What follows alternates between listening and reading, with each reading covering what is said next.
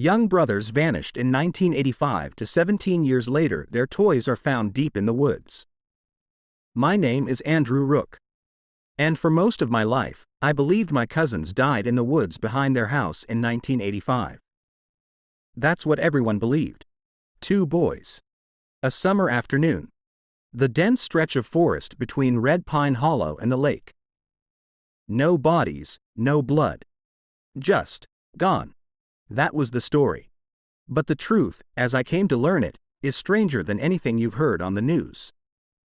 And it started unraveling 17 years later. When someone found their toys. Still clean. Still unbroken.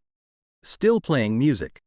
I grew up in Larkspur, Missouri, small, safe, surrounded by farmland and forest. We didn't lock our doors back then. Kids rode bikes until the sun dipped below the tree line. And the woods? They weren't danger, they were freedom. My cousins and I built forts there. Carved names into trees. We knew every fallen log, every stream crossing, every mossy trail the way kids know the shape of their own backyard. In June of 1985, my cousins, Tommy and Caleb Granger, disappeared. Tommy was 10. Caleb was 7. They were brothers. Always together. Both had shaggy blonde hair, high cheekbones, and the kind of restless energy that made schoolteachers clench their jaws. But they were sweet kids. Kind. Always dragging home turtles, sticks, frogs, candy wrappers they thought looked like treasure. They lived at the edge of the tree line on Farrow's Hill. Their backyard sloped into the woods like a slow-motion wave. No fences. No keep-out signs. Just forest. On the afternoon they vanished, their mom, my Aunt Linda, said they'd gone out looking for buried treasure. She remembered it because they'd drawn a map the night before, crayons on the back of a cereal box. They'd taped it to the fridge with a Band-Aid.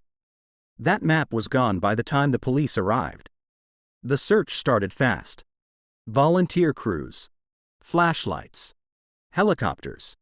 Tracking dogs. I remember standing in the yard with my dad as they shouted the boys' names into the trees. But the trees didn't answer. 3 days passed. Then 7. Then a month. No footprints. No clothing. No screams heard. No animals disturbed. Just nothing. The town moved on. As towns do. The official theory was that the boys wandered too far, got lost, and succumbed to exposure. Or drowned in the lake. But there were holes in that theory. The lake was searched extensively. Divers, sonar, you name it. No bodies. Not even a shoe. And the boys were familiar with the woods. They'd grown up in them. They wouldn't have gone too far without leaving some sign. And then there were the clocks. 3 different households in town, including Aunt Linda's, reported that their clocks had stopped between 4:13 and 4:17 p.m. that day. The power hadn't gone out. Only certain clocks. One was battery operated. One was a wind-up. One, an antique mantel clock that hadn't stopped in 50 years. No explanation. No connection. Except the time. Fast forward to 2002. I was 29. Living in Kansas City. Working nights at a warehouse. I hadn't thought about Tommy and Caleb in years. Then I got a call. From a man named Victor Dade. Said he worked with the Missouri Department of Natural Resources, a surveyor. He asked if I was related to the Granger boys. Said something had been found. At first, I thought he meant remains. Bones. A backpack. Closure. But it wasn't that. It was a toy truck. A red die-cast metal fire engine, faded but intact. Found in a hollowed-out tree trunk nearly 4 miles from where the boys had lived. And inside the tree, wedged between roots like it had grown there, was a music box. Still wound. Still playing. The tune? You Are My Sunshine. Aunt Linda used to sing it to them at night. She said they hadn't heard that song in years. And when she pressed her ear to the box, she said she swore she heard 2 voices singing underneath it. Children's voices. Out of sync. like one was singing slightly behind the other. The discovery triggered a reopening of the case. I took vacation time, drove back to Larkspur, stayed with my dad, who still lived in the same house on the other side of town. The sheriff's department assigned a new investigator, Detective Nora Haley. Young, sharp, polite in that no-nonsense way. She'd only been a child herself when the boys went missing. She had one goal: find anything that the original investigation missed. She started with the toy truck. Forensics revealed something strange. There were no fingerprints on the truck. None. Not even faded residue. Not even under the wheels. But there was something inside it. A small scrap of paper. Worn. Folded. Yellowed. Written in red crayon. "We found the place. It's real. Don't follow." Detective Haley took the toy and the note seriously. She didn't brush it off as some old piece of junk. She sent it to a private lab for material dating. Results came back strange. The note was from the 80s. The paper matched a common notebook stock from 1984-86. The ink? Wax-based. Definitely red crayon. But the weirdest part?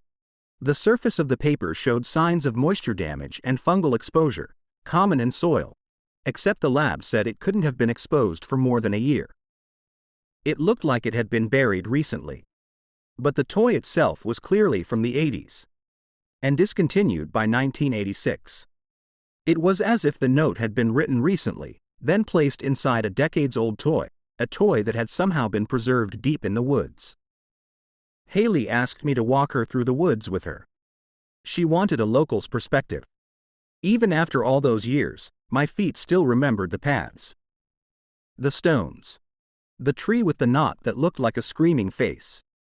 But something felt wrong. The terrain had changed. Not just eroded or overgrown, rerouted. The trail we used to call Old Creek Run no longer led to the creek. It curved off to the west, toward an area we'd always called Dead Patch. Because nothing grew there. Even in the 80s, it was weird: dry soil, brittle moss. Trees with trunks that looked twisted from the inside. We dared each other to go there as kids. But no one ever stayed long. Even animals avoided it. We reached Dead Patch just before dusk. The light fell hard between the trees, not in beams, but in flat, sickly sheets, like the air itself was muting the color. And there, under a fallen sycamore, half buried in the roots, we found something else. A plastic walkie-talkie. Cracked. Dusty. But when Haley picked it up and shook it gently, something inside rattled. She pried open the back panel with a pen. Inside was a strip of duct tape. And written on it, again in crayon, two names. Tommy Caleb. Haley took photos. Labeled it evidence. Bagged the walkie and placed it in her pack. We were about to head back when I saw something strange carved into the side of a nearby tree. Initials. CG. Underneath, a small, clumsy arrow, pointing downward.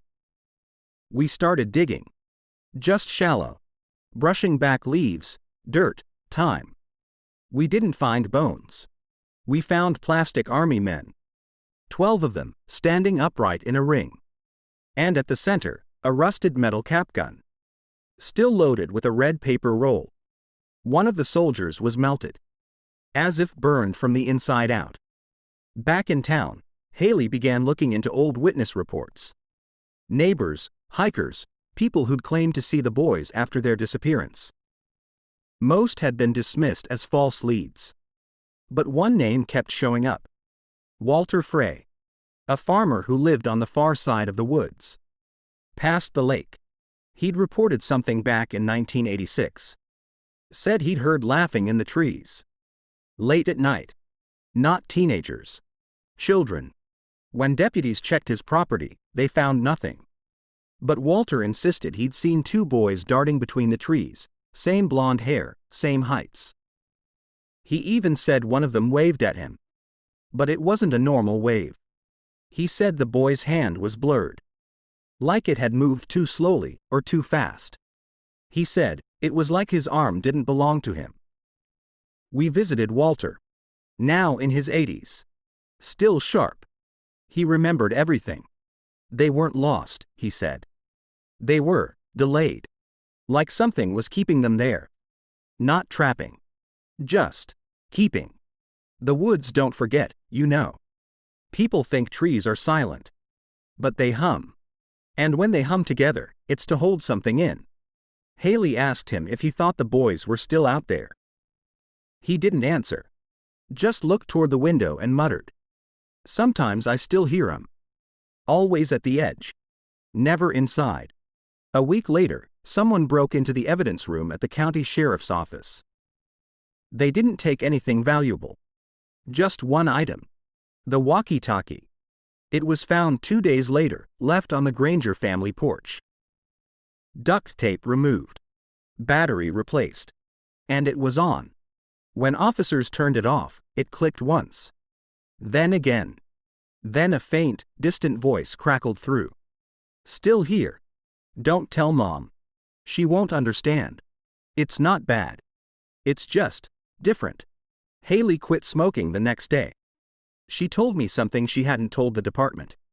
She'd been having dreams. Of the woods. Of trees growing backward.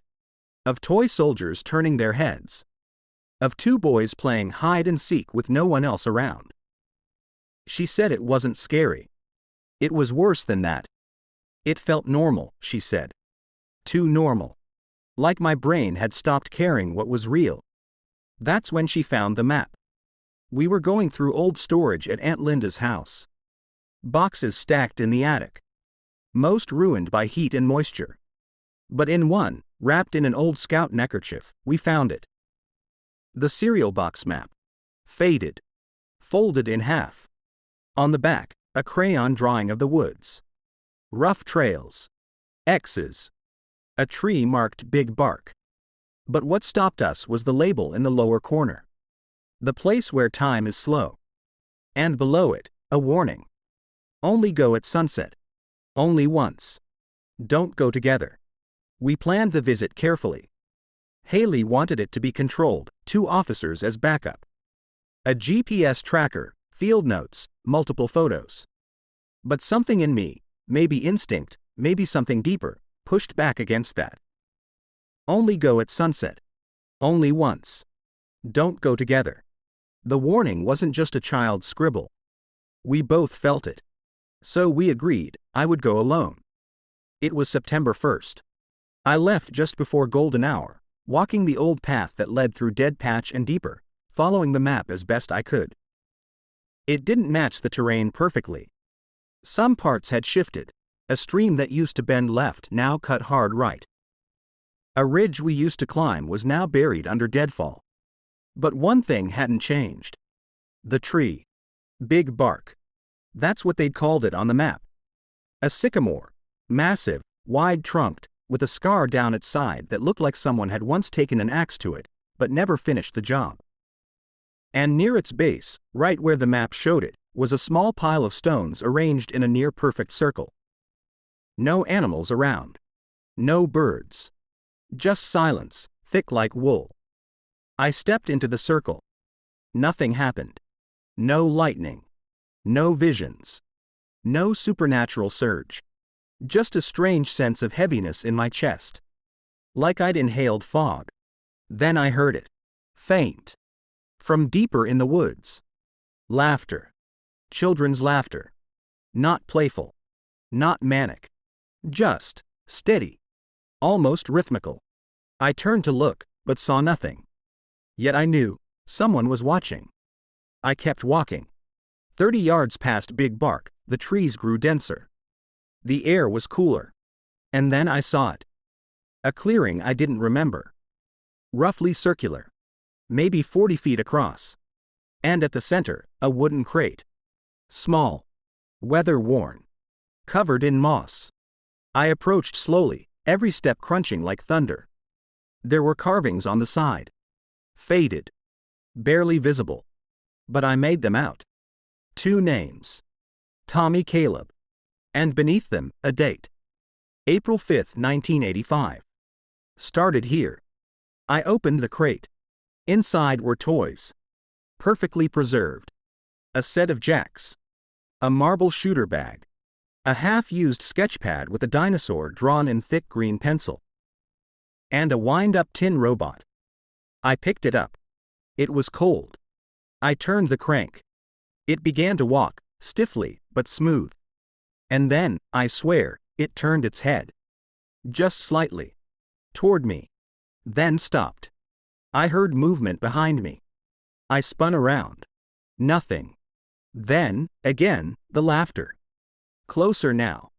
But when I looked back at the crate, the robot was gone. I didn't run. I wanted to. But I stayed. 1 minute. 2. 3. The laughter faded. Replaced by something else. Not a voice. Not wind. But a low hum. Not mechanical. Not melodic. Just present. Like the space itself had a frequency. I took photos. Backed away slowly. Didn't turn my back until I reached Big Bark again. Once I crossed the stone ring, everything changed. I heard birds. Felt wind. Smelled leaves again. The woods were normal. But when I checked my watch, something was off. I'd been gone nearly 3 hours. But I swear I'd only been in there 40 minutes. Back in town, Haley met me with a look I'll never forget. She'd been tracking my GPS. It went dead the second I stepped past Big Bark. No signal loss. No gradual fade. Just cut. At 4:13 p.m. Exactly the same time the clocks had frozen on the day the boys vanished. We reviewed the photos together. Most were clear. But one, taken of the crate, was blurry, distorted like the camera had shaken. Except it hadn't. The distortion wasn't across the whole frame. Just over the crate. And when we brightened the image, you could see them. 2 blurry figures. Barely silhouettes. Standing just outside the edge of the frame. Watching. Haley went pale. She said nothing. Just nodded. Then quietly asked, "Why didn't they take you too?" I didn't have an answer. But deep down, I think I know. Back at Aunt Linda's, she'd finally let us dig through the boys' old closet. Hidden behind loose drywall, we found another box. Inside, a journal. Tommy's, based on the handwriting. The last few pages were frantic. Scattered thoughts. Drawings. Phrases repeated. It slows things down. Caleb saw the other us. We didn't know it would listen. We gave it something. It kept it. Then, the final entry. In red ink. It won't let us go together. One stays. One walks. But not always the same one. Time is a circle here. Tell Mom we remember her singing. You are my sunshine. After the discovery of the crate and the journal, Haley filed for federal assistance. She cited the toy anomalies, the date inconsistencies, the GPS failure. The request was denied. They told her the case lacked jurisdictional escalation. But I think it was something else. I think someone already knew about this place. And wanted it left alone. A week later, a retired game warden named Ildon Maris came forward. He'd read about the reopened case in the Post-Dispatch and recognized the location. Said he'd been stationed near Red Pine Hollow in the early 90s. Said he'd seen strange activity out there. We met him at a diner off Route 31. He brought a box with him. Metal. Locked with a latch. He looked around before opening it. Inside were photographs. Printed from film. Dated 1992. All taken inside the Red Pine region. Most were uneventful. Deer tracks, bear scat, broken fencing. But then came 4 photos that made my stomach drop. Each showed what looked like a small wooden campsite, half collapsed, rotting, completely swallowed by the forest. At the center of the frame, barely visible, were child-sized footprints in the mud. 2 sets. Letting in. None leading out. And in one of the photos, at the bottom right corner, was a toy. The same tin robot I found in the crate. I stared at it for a long time. You took these? I asked. Maris shook his head. Found him in the office after my supervisor disappeared. Disappeared? Name was Holloway. Went out on a call about strange sounds near the hollow. Never came back. We found his vehicle. Not him. What year? 1992. Same week those were developed. Haley scanned the photos. One of them had something written on the back, in marker. Don't sleep near the ring. It mimics breathing. She looked at me. We both understood. This thing, this force, it didn't just hold children. It held adults too. Or maybe, it let adults go, but changed. That same night, Maris told us something he'd never told anyone. In late I-93, he and a buddy hiked deep into the reserve, on a dare. Camped overnight. Around 2 a.m., they heard movement. Not footsteps. More like dragging. Like something walking with legs it wasn't used to. His buddy, Gary, unzipped the tent and stuck his head out. Then froze. There's a boy, he whispered. Standing in the trees. Just watching. But when Maris looked, the boy was gone. The only thing left? A red toy truck. Still warm. Back in Larkspur, Haley got a call from a private land surveyor. She'd sent him the distorted photo of the clearing. He called to say he couldn't enhance the image. But he did find something. Using photo layering, he identified a second set of distorted figures, further back in the image. Too large to be children. Unclear. Standing just beyond the visible edge. Watching the watchers. We returned to the clearing 2 days later. This time with better equipment. And we found something else. Just beyond the first circle, under another twisted tree, a rusted thermos. Still sealed. Haley pried it open. Inside, a film canister. 35 millimeters. Intact. We sent it to a photo lab in St. Louis that specialized in archival recovery. The lab called us 2 days later. Said we needed to come in person. We drove overnight. The technician, a man named Tyler, had developed 12 photos. 10 were overexposed. 1 was completely black. But one was clear. A photo of 2 boys in the woods. Tommy and Caleb. Standing near a tree with familiar scars.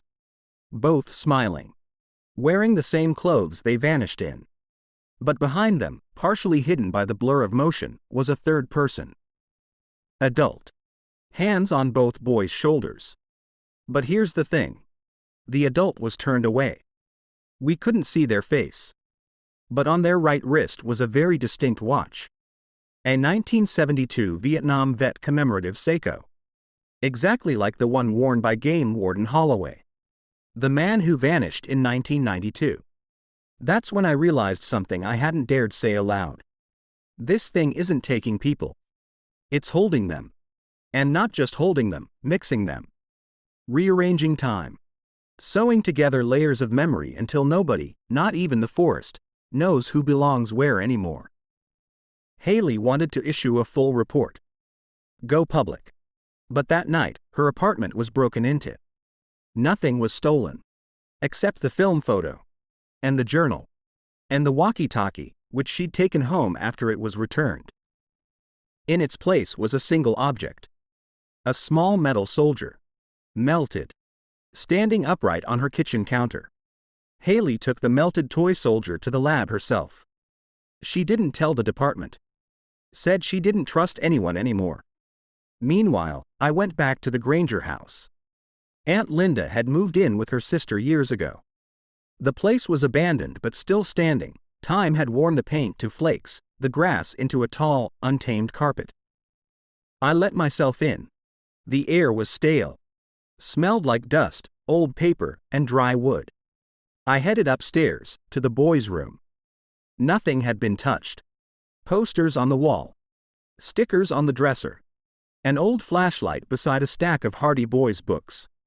But in the closet, something new. A cardboard box I hadn't noticed before.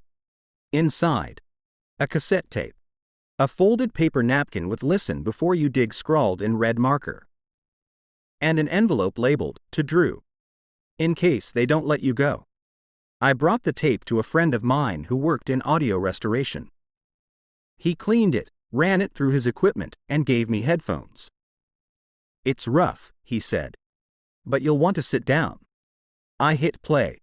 The tape hissed for about 30 seconds. Then, a child's voice. "I'm Caleb. I think it's Sunday. It's like. It's the same day, but it won't stop. We tried leaving. Tommy said we did. But we're still here. I think the woods want us to stay happy. But they don't know how." Static. Then another voice. Older. Male. "This is Holloway. Game warden. If someone finds this, tell my wife I didn't mean to go this far in." I followed the laughter. I think I passed the same tree 3 times. Then the sun changed. It turned backwards. Light moved the wrong way. I'm not alone anymore. The boys are here. But they're different. Or I'm different. They know things they shouldn't. They say my voice is wrong. They say I'm not really me anymore. They said if I keep talking like myself, the woods will push me back. So I'm learning their songs. Then silence. Then, faintly, a melody. Not words. Just humming. Out of sync. The same tune the wind-up music box played. "You Are My Sunshine." I left the house with the tape shaking in my hand. When I got back to Haley's office, she was gone. Her desk was cleared. Her laptop missing. Her badge and gun on the seat. And on her whiteboard, written in dry red marker. I heard them. I followed the song. "Don't try to find me. Not yet. I think I'm still me. For now." The department filed her as AWOL. But I knew. She'd gone in. Alone. I waited 3 days. No word. No sign. Then I remembered the napkin that came with the tape. "Listen before you dig." Dig where? I went back to the boys' room. Looked around. Then I saw it. One of the floorboards was newer. I pried it loose. Beneath it, buried in the dust and insulation, was a child's lunchbox. Red. Scratched. Locked with a flimsy clasp. Inside, a hand-drawn map. A photo of the boys at the edge of the woods, one I'd never seen. A single, perfectly clean white marble. And a note. The note was addressed to me. "Drew, if you're reading this, it means we couldn't get out. Or maybe you couldn't get in. The thing is, we're not dead. We're just kept. You'll understand when you go to the ring again. But this time, bring the marble. Drop it at sundown. Listen. Then leave. Don't stay more than one song." I had no idea what they meant. But I knew what I had to do. That evening, I walked into the forest again. The trail was darker now. Even before sunset. As if the woods knew I was coming. I reached Big Bark just before the sun kissed the horizon. The clearing was quiet. Still. I stepped into the ring, pulled out the marble, and let it fall onto the moss. It hit the earth with a sound far louder than it should have. Like stone into water. Like memory into silence. And then I heard it. Humming. Coming from behind me. I turned slowly. No one there. But the trees were moving. Not swaying. Not bending. Shifting. Opening. Revealing a narrow path I'd never seen. At the end of the path, a figure. Standing still. Small. Hair like Caleb's. He raised his hand. Waved. Behind him, the trees closed again. When I left the ring, the marble was gone. And my watch? Stopped. 4:13 p.m. Again. 2 days later, I got a call. A man named Curtis Bell had heard about the reopened Granger case. Said he used to work for the county utilities department back in the early 90s. He'd been part of a team clearing brush near an old water pump station north of the lake. They'd found a plastic camera nailed to a tree. He took it home. Forgot about it. Never developed the film. Now, 17 years later, After reading about the new evidence, he decided to hand it over. It was an old Kodak 110. Still had film inside. Half exposed. Haley was gone. I had no idea where to take it. But I remembered the same photo lab in St. Louis that helped us before. They processed it in 3 days. 8 images. 6 were indistinct. Overexposed. But 2. The 7th image showed a clearing. Same one I'd been to. But different. The ring was there. But in the center was a mirror, round, propped against a stump, reflecting nothing but trees. Except, in the mirror, there were 3 people standing behind the camera. 2 small boys. And a man. Again, the man's face was turned away. But the same watch. The same stance. Holloway. The boys looked older. 10 and 7 when they vanished, but here? Maybe 12 and 9. Time had moved. But not normally. The 8th image chilled me. It was a photo of me. Standing outside the Granger house. Wearing the jacket I wore last week. Holding the marble in my hand. Looking toward the woods. There's no way. No one was there when I did that. I was alone. The angles, the perspective, it was clearly taken from within the woods. They're not just held, I thought. They're watching. Recording. Showing us what we're not ready to see. I didn't sleep that night. But the next morning, I found something else on my porch. A box. Wrapped in oilcloth. Tied with red thread. No return address. Inside. A cassette. A folded church bulletin from June 1985. A toy ring pop. Still wrapped. And a strip of film negatives. I brought the tape to my friend again. He didn't want to play it. Feels wrong, he said. But he did. The voice on the tape? Haley. If you're hearing this, I think I've reached the other side. It's not death. I'm not dead. But time doesn't hold here the way it should. There are layers. Memory echoes. Loops. I saw the boys. They're older. Not scared. They're caretakers now. And Drew, they said your name. They said, he remembers the song. He remembers the circle. They said you were the last part that hadn't been folded. I don't know what that means. But don't follow. Not again. Stay on your side. Close the song. Before it starts over. Then silence. I pulled out the film strip. Held it up to the light. 6 frames. The last one? A photo of the church group picnic from 1985. I recognized everyone. But in the background, a boy was staring directly into the lens. Not smiling. Eyes too wide. Face blurred at the edges. It was me. Except I wasn't there. I didn't go to that picnic. My parents had taken me to St. Louis that weekend. I checked. Confirmed. I wasn't even in town. And yet, there I was. Frozen forever in a photo I didn't take. In a time I didn't belong to. Looking back at someone who shouldn't have had a camera. I knew then. The forest wasn't just holding people. It was rewriting memory. Planting versions of us in different layers of time. Testing the tape. Playing back scenes. Altering who watched and who walked. And each time someone stepped into that ring, it adjusted the story. Just enough to stay hidden. Back in my apartment, I checked the record of the kept. It had changed again. New entry. Name, Haley R. Condition, partial reversion. Status, between. Witness, D. Rook. Role, anchor.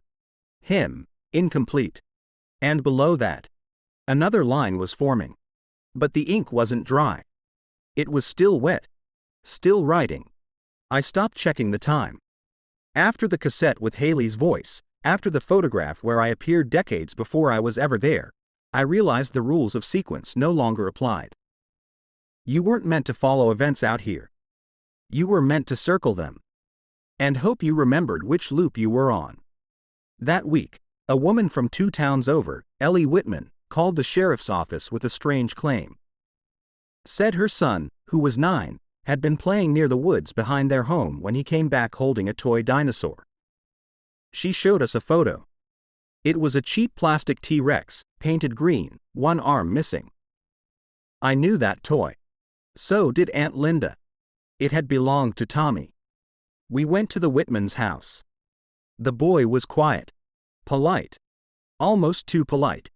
He wouldn't let go of the dinosaur. When Haley, back in the picture, more on that later, gently asked him where he found it, he pointed toward a patch of overgrowth at the edge of the woods. There was a boy, he said. He was walking in slow steps. He dropped it and said, "He'll know this one." "Did he tell you his name?" Haley asked. The boy nodded. "Tommy." We searched the woods near the Whitman's property. Didn't find footprints. Didn't find clothes. But we did find something else. A Polaroid. Lying in the grass, undamaged by rain or sun. Photo showed a patch of woods. Familiar trees. And in the middle, a figure, crouched, half hidden behind a log. Grainy. Washed out. But when you looked closely, he was holding the same dinosaur. Haley examined the back. Dated, June 11, 1985. Timestamp, 4:13 p.m. Of course. That night, I drove back to the Granger house. I stood on the porch, where I had so many times as a kid, and tried to imagine the moment the boys ran off. Were they scared? Were they excited? Did they hear something calling them? And then I saw it. A light. Flickering in the woods. Not firelight. Not flashlight. But pale. Blue-white. Like moonlight reflected through glass. I followed it. Through dead patch. Past Big Bark. Beyond the stone ring. Into a part of the forest I'd never seen. The trees were wider here. Not just older, wrong. Too smooth. No bark. Like polished bone. And there, in the middle of a hollow, standing beside a toppled tree, was Caleb. Or something wearing Caleb's shape. He was older now. 14. Maybe 15. His hair darker. Eyes unfocused. He didn't look at me. Just spoke. We tried to send it back piece by piece. But you kept digging. So it woke up again. What did? I asked. The remembering. He lifted a toy soldier. Melted at the feet. Some things don't want to be remembered all the way. Then he looked at me for the first time. Tommy's gone deeper. He didn't mean to. But he sang the whole song. I only hummed. He smiled. It was crooked. Sad. I stayed lighter. Then, a sound behind me. Footsteps. I turned. Nothing. When I looked back, Caleb was gone. And the toy soldier? In my hand. I stumbled back to the trail, breath ragged, pulse wild. When I got home, I found an envelope on my doorstep. Inside, a sketch. Drawn in crayon. A crude picture of 3 boys standing in a circle. One marked C, one marked T, and one marked D, above them. A sun. But the rays were arrows. Pointing inward. Beneath it. One stays. One sings. One walks away. The next morning, Aunt Linda called. She sounded breathless. Someone was on the porch. He looked like Caleb. Older. But, like him. He didn't knock. Just stared.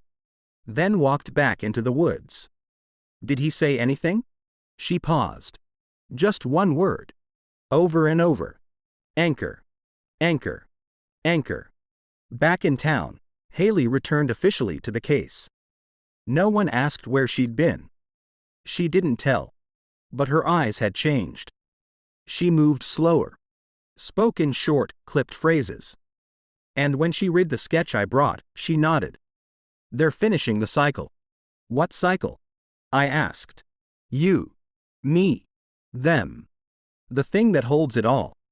It needs 3. Always 3. That's how it stays closed. And if one refuses? She looked at me hard. Then the forest starts singing again. And it sings louder this time. I checked the ledger, the record of the kept. It had changed again. 3 entries were now highlighted. Tommy, given. Caleb, held. Drew, anchor, pending. And a 4th line had begun to form. Half faded. Half real. Replacement, Haley? Then, below it. Door half shut. Waters rise. The song waits. Haley was gone again. But this time, it wasn't like before. She didn't leave quietly. She left a hole. I got to her apartment after 3 missed calls and a 2 a.m. text from an unknown number that simply read, "It's starting again. Come to the basin." Her front door was unlocked. No sign of forced entry. No struggle. Just stillness. And on the kitchen table, a single object. An 8-track tape. Labeled, "Property of WZGR Local, Summer 1985 Archive." And written on the back, "Caleb." There's no way Haley could have had that. The local radio station had burned down in 1992. All their archives were lost in the fire. But this tape, was clean. Unburnt. Untouched. Except for the edges, which were wet. Like it had been submerged and pulled back out.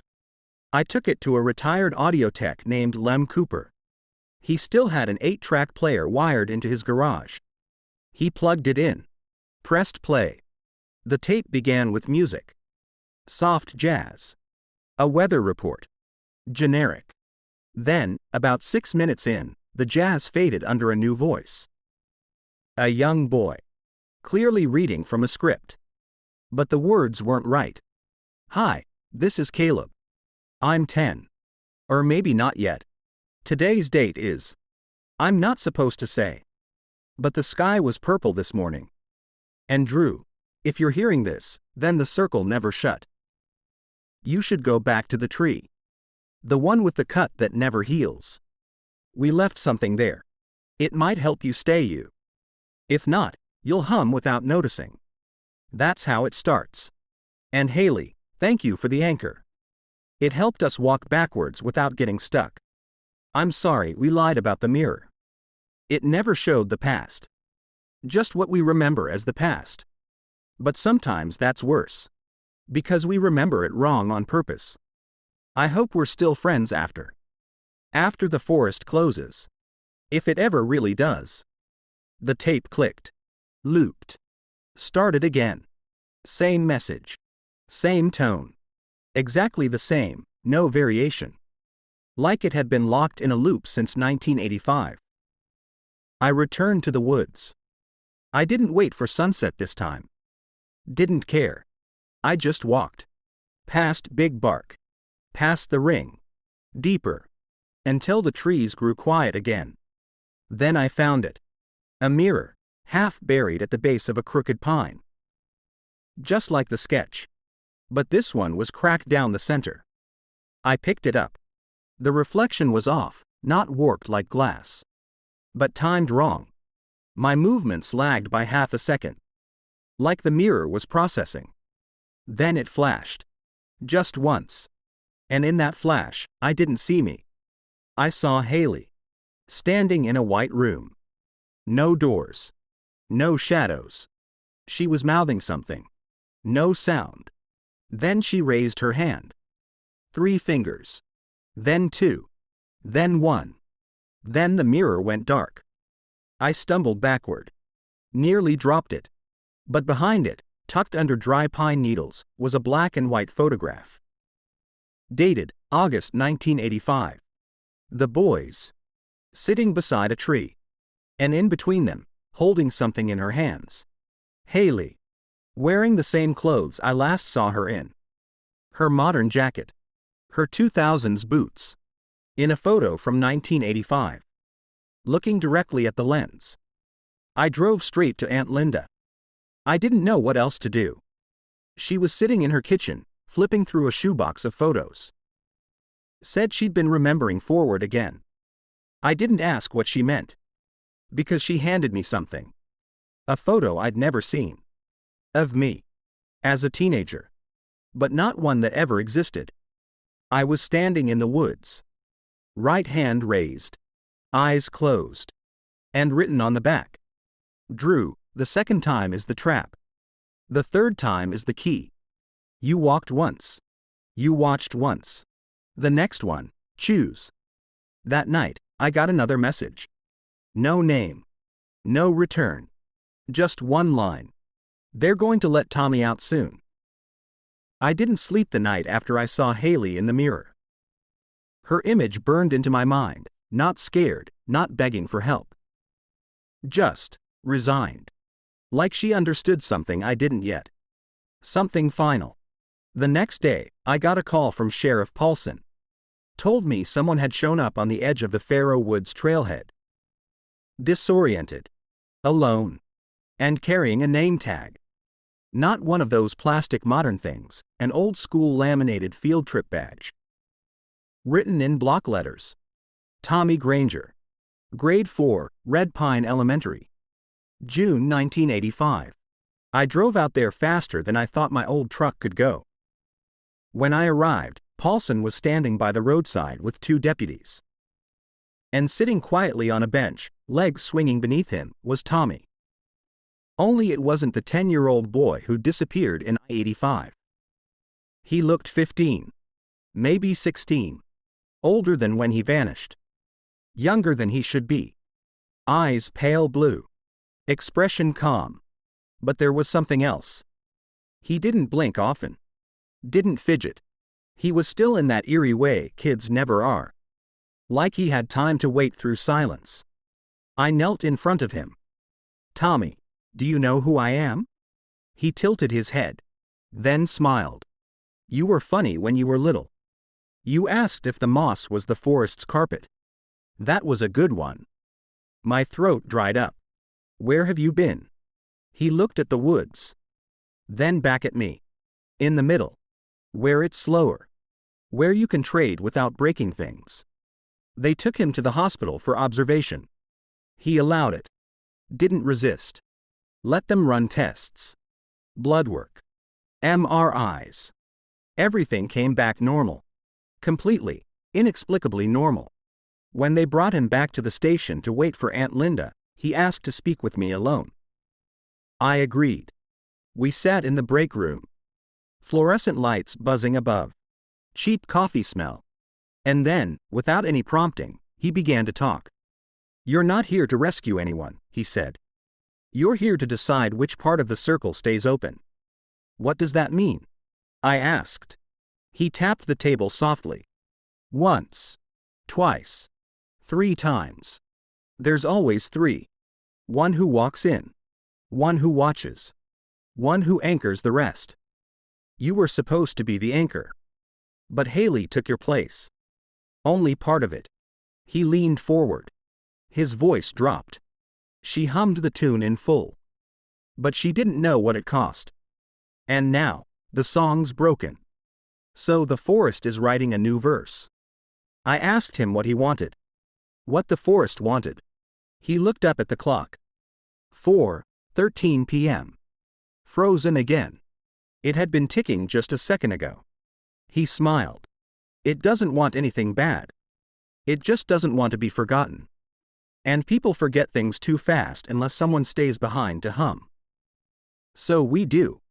He reached into his pocket. Pulled out a cassette. Labeled in red ink. Drew, if you choose to stay. He slid it across the table. Play it before the third sunset. If you haven't gone back by then, it'll all settle wrong. And the forest will have to find someone new. And it's not good at choosing anymore. Aunt Linda arrived 20 minutes later. When she saw him, she dropped her purse. Tears came instantly. She whispered his name like a prayer. He hugged her. Said Mom like he'd never stopped. And for a moment, I believed it would be okay. But as they drove away, I saw it. In the reflection of the car window. Tommy's face. Unmoving. But in the reflection, he was looking right at me. Mouth moving silently. 2 words. Not yet. That night, I played the tape. Alone. It began with static. Then my own voice. Younger. This is Drew. I'm 6. And if you're hearing this, I'm probably big now. The woods are weird, but Caleb said it's not bad if you don't blink too long. Tommy says we have to leave something behind or the door won't stay shut. I think I'll leave this voice. Tell the me that's now that the humming is from the roots. They keep the time when the sky forgets. Then silence. Then another voice. Older. Female. Haley. Drew, if you're still you. Don't follow him. Let Tommy be the memory. You be the mirror. Let someone else be the hum. If you stay too long, your name starts to echo wrong. Mine already does. I used to be Haley. Now I'm part of the second verse. That's when I knew. The forest didn't just remember us. It recycled us. Our voices. Our choices. Our stories. Every time someone stepped into the ring, they left a version of themselves behind. And one day, one of those versions would be the one that stayed. The record of the kept had changed again. Tommy, returned. Caleb, rewritten. Haley, partitioned. Drew, awaiting decision. And beneath that, the song nears completion. Verse 4 incomplete. Anchor unstable. I didn't go to sleep after the cassette. I couldn't. Something in Haley's voice, not fear, not desperation, but finality, settled under my skin like cold water in my lungs. I waited until sunrise. Then I went back. One last time. I took nothing but a flashlight, the marble I'd found months ago. And the crayon sketch Caleb had once drawn, the one with the 3 boys and the arrows pointing inward. I followed the trail through Dead Patch, past Big Bark, through the second ring and into the deep line, a corridor of trees so dense the light looked artificial. I didn't use the flashlight. Not because I didn't need it. Because I was afraid of what I'd see when the light revealed what was always just out of sight. Then I found it. The door. Just as Tommy described. Except it wasn't a door in the traditional sense. It was a standing rectangle of wood, embedded into a mound of earth. Covered in carvings. Old. Symbols repeating over and over, spirals, 3-point stars, eyes drawn sideways. But there was no knob. No handle. Just a slight crack, maybe 2 inches wide. And from that crack, leaking onto the mossy ground. Water. Clear. Cold. But dripping upward. I reached out, touched the wood. Warm. Felt like skin in winter sunlight. Not dead. Not rotted. But breathing. That's when I saw it, just behind the door. In the trees beyond. Me. Standing. Watching. Same face. Same jacket. But older. Hair streaked with gray. Eyes more tired than mine could ever be. He didn't speak. He just looked at me with a terrible understanding. Like someone watching himself about to step into the exact trap he remembered setting. Then he lifted a hand. Held up something metal. I knew it instantly. My watch. The one I thought I'd lost in high school. But this one was worn. Weathered. Rusted at the edges. He opened his mouth. And I heard my own voice. If you go now, he stays. If you turn back, she fades. If you wait, you both become the verse. I didn't know what to say. I didn't know who he or she was anymore. Was Tommy still just Tommy? Was Haley still Haley? And who was I? The anchor? The mirror? Or just another echo? The ground beneath my feet began to vibrate. Not from footsteps. Not from thunder. From a low hum. The song. It was starting again. But this time, it wasn't a lullaby. It was a memory loop. Voices layered over one another. Tommy at age 10. Caleb whispering. Haley laughing from the early days of the case. Me. Screaming. Then came the voice I didn't know. Not any of us. Not any I'd heard. Older. Worn thin like paper rubbed too long. The forest itself. Don't let the song finish. Verse 5 is collapse. Echoes can't hold structure. Only memory. Only sacrifice. Only anchor. My other self, the version watching me, took a step back. Melted into the trees. Gone. Leaving only the watch behind, lying on a rock. Still ticking. But only one hand. Stuck at 4:13. I reached the door again. Water still dripping upward. I pressed my hand into the crack. Not to open it. Just to feel. And something on the other side pressed back. A hand. Small. Familiar. Not threatening. Just waiting. Like someone who'd been patient long enough. Then the whisper. You're almost finished. One of us has to hum. One of us has to walk. One of us has to choose. I stepped back. Turned around. And for the first time, the forest looked still. Not quiet. Still. As though waiting for my decision. Not in a threatening way. But in the way a story waits for its final word. Back at my apartment, the record of the kept had changed. Final entries were forming. Tommy, returned, fragmented. Caleb, song preserved, static. Haley, integrated, fading. Drew, split, observing. Verse not yet assigned. And under that, the mirror turns next. Choose before it chooses you. The next morning, there was a package on my doorstep. No label. Just a sealed manila envelope. Inside, a leather-bound journal.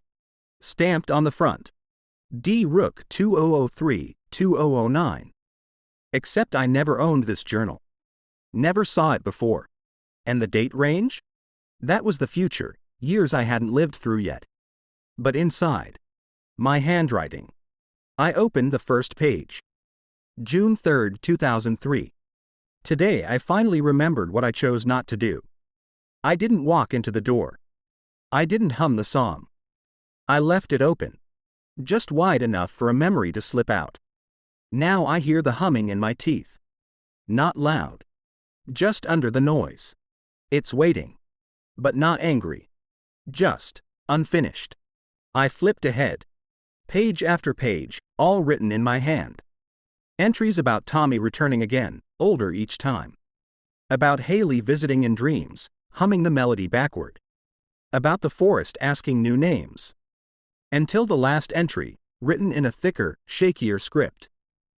When the door opens a fourth time, it will no longer be a door. It will be a window. And what looks in won't ask who you are. It will ask if you remember being anyone else. I dropped the journal. Stepped back. And saw something in the mirror across the room. My reflection. But the face was off. It had scratches. Not on the glass, on the face itself. Like the reflection had been worn thin. Behind it, faintly. The shape of the woods. And just for a second. Tommy's voice, again. We don't forget you, Drew. We just can't always remember at the same time you do. That night, I went back one final time. I didn't bring anything. Not the marble. Not the tape. Not the journal. Just myself. The trail recognized me now. Didn't resist. Didn't mislead. Led me to the clearing without effort. And there, under the crooked pine, the mirror again. Not cracked now. Whole. Perfect. I knelt down in front of it. Looked into my own eyes. And spoke. If this is the song, let this be the final verse. If this is the circle, let me be the edge. And if I've already stayed, let this be the memory that hums. Then, silence. True silence. When I woke up, it was morning. Not in the forest. In my bed. Home. Everything was normal. Too normal. Except for one thing. My calendar, the wall one I used to write random notes on, had only one thing written. Every day. The same word. Anchor. I went outside. No birds. No wind. Then I heard it. A faint, far-off melody. Not loud. Not even distinct. But familiar. You are my sunshine. Playing on loop. From nowhere. From everywhere. They never reopened the case. The sheriff's office listed it all as resolved under exceptional circumstances. Tommy lives 2 towns over now. Goes to school. Plays soccer. But sometimes, I catch him staring out toward the trees. And once, just once, I saw him mouth the word soon. Haley? Never came back. But sometimes I get letters. No stamp. No handwriting. Just typed on old paper. Always unsigned. But they end the same way. Still me. For now. As for me? I live quieter now. No big questions. No answers. But I leave my window open at night. Just in case the forest remembers me. Just in case someone needs the melody to stay tethered. Because I was the anchor. I think I still am. But one day, I might hum too. And then? It'll be someone else's story.